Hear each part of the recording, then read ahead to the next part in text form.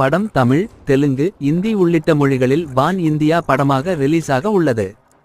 நானியின் 31வது படமாக உருவாகியுள்ள இந்த படத்தின் அடுத்தடுத்த போஸ்டர்கள் உள்ளிட்டவை வெளியாகி ரசிகர்களை மிகப்பெரிய அளவில் கவர்ந்துள்ளன. கடந்த ஆண்டு இறுதியில் நானியின் நடிப்பில் வெளியான ஹாய் நானா படம் மிகப்பெரிய அளவில் அவருக்கு வரவேற்பை பெற்று கொடுத்தது. முன்னதாக ஷியாம் சிங்கா ராய், அட்டே சுந்தரா படங்களும் மிகப்பெரிய அளவில் வரவேற்பை பெற்ற நிலையில் தசரா படம் அவருக்கு கலவையான விமர்சனங்களை பெற்று கொடுத்தது.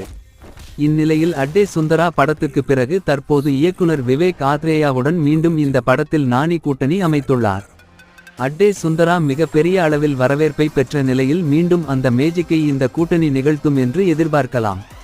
இந்நிலையில் இன்றைய தினம் எஸ்.ஜே. சூர்யாவின் பிறந்தநாளையொட்டி வெளியாகி உள்ள டீசரில் நானி, பிரியங்கா மோகன், எஸ்.ஜே. சூர்யா ஆகியோர் இடம்பெற்றுள்ளனர்.